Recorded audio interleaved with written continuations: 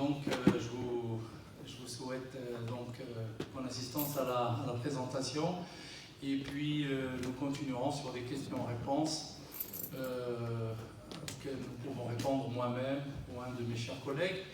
Je remercie nos partenaires, nos accompagnateurs et partenaires support naturel et habituel, notamment TMSA, en la présence de Nis Ahmed, que je remercie personnellement pour l'istidafa, pour l'istidafa du salon, qui m'a quitté contre l'attaque, Inch'Allah Marahim. Renault Tanger, donc comme d'habitude, comme support et moteur pour tirer l'industrie automobile au Maroc. Alors, donc, nous passons à la présentation.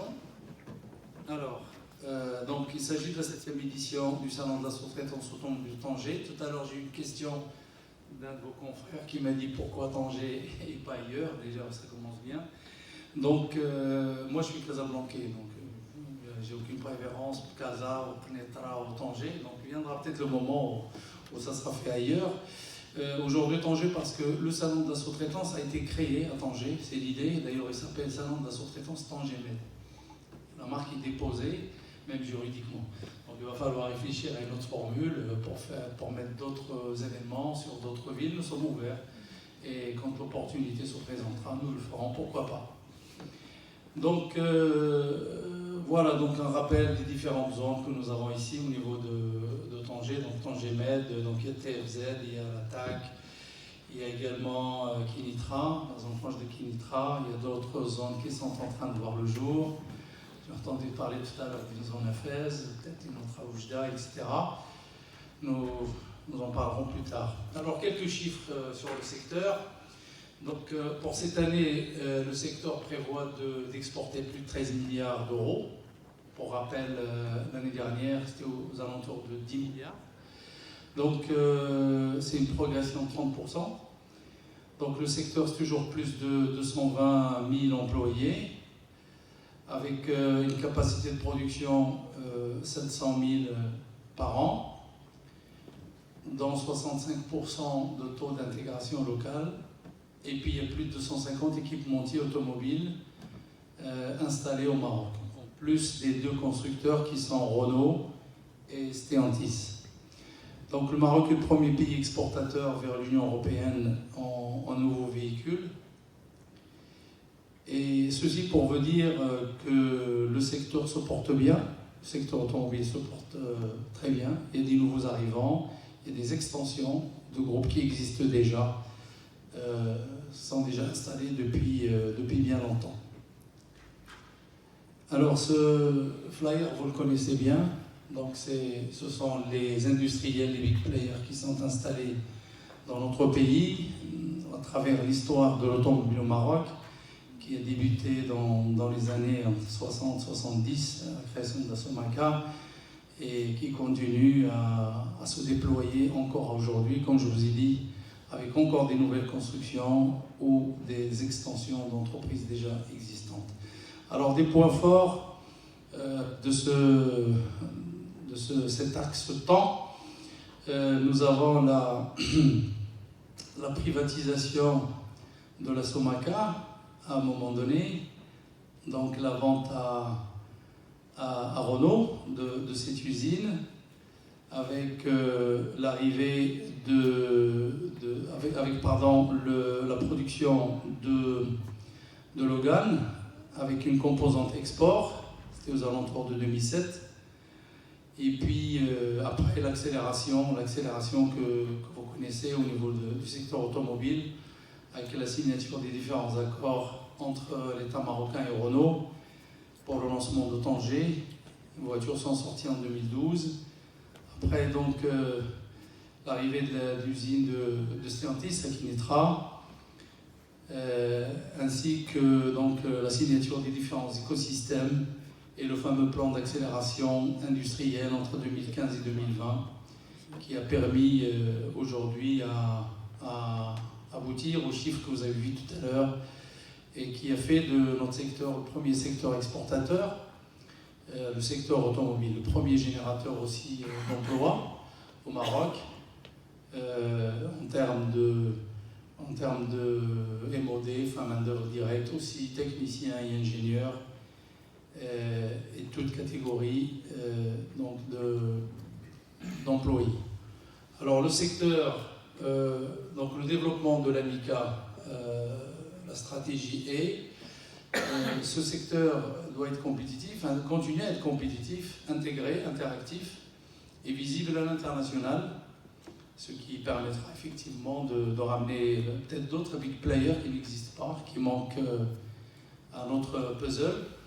Donc voilà, renforcer la valeur ajoutée encore et encore des tissus industriels par l'intégration locale en profondeur, par l'adaptation des métiers pour l'avenir, et ça c'est une vraie question centrale.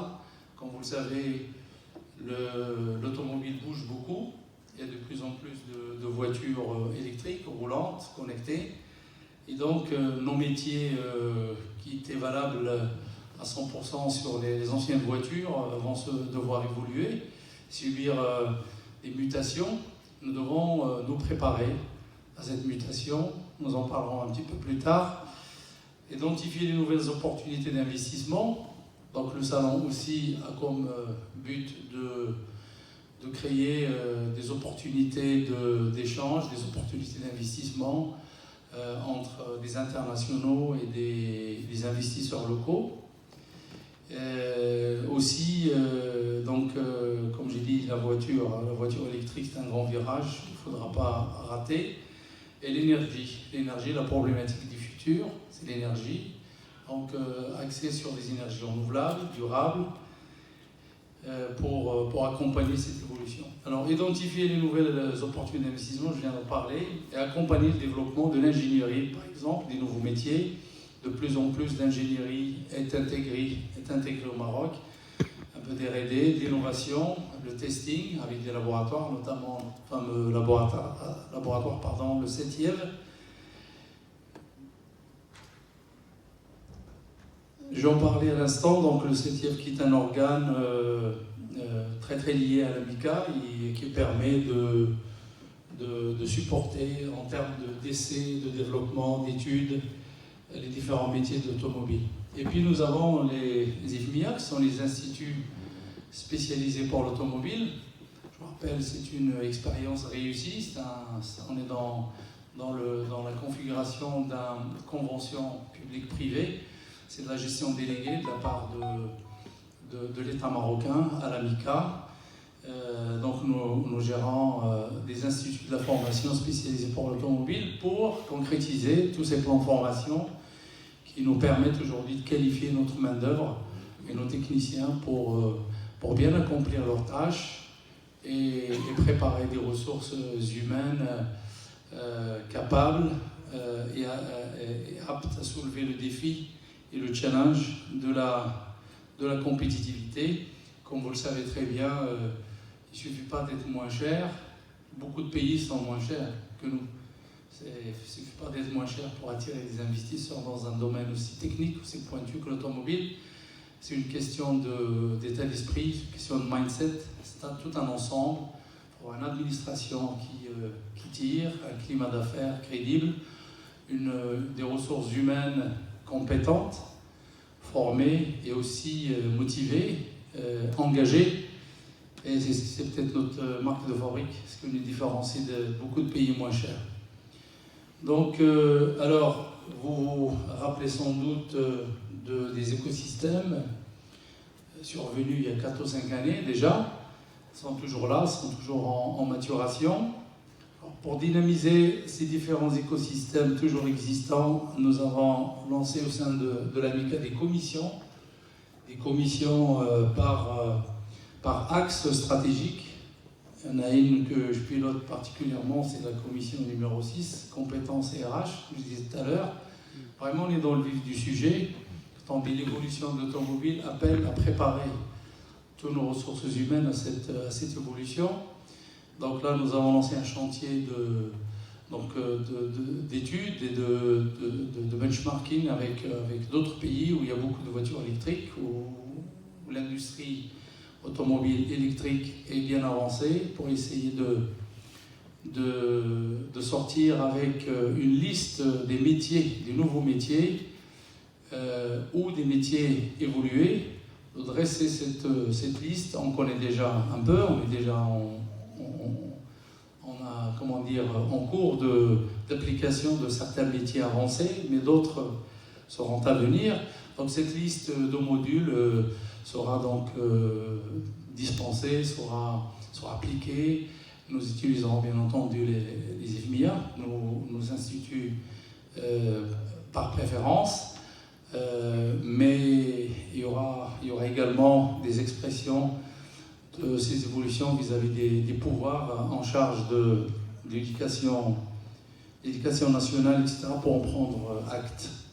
Voilà donc les commissions qui travaillent sur l'ensemble des sujets, à passer par le financement, l'intégration locale, donc l'immobilité, comme j'ai dit, le sourcing, et puis la pièce de rechange. C'est un secteur qu'il ne faut pas négliger. Il y a de plus en plus d'opérateurs qui aujourd'hui apparaissent, qui travaillent dans l'industrie de la pièce de rechange, puisque qui dit automobile dit beaucoup de consommation de pièces de rechange. Et donc là aussi, il y a matière à progresser et à supporter ces entreprises qui sont ambitieuses et qui veulent progresser dans ce domaine. Voilà, donc je vous fais l'impasse de parler de l'AMICA, vous la connaissez bien. Notre association est là, elle supporte ses adhérents, elle se fait fort de défendre leurs intérêts, de les fédérer autour de ces axes stratégiques autant importants pour notre secteur automobile. Voilà, donc j'ai fini avec la présentation. Nous allons passer aux questions-réponses. Questions sur la salle. La première est toujours la plus difficile.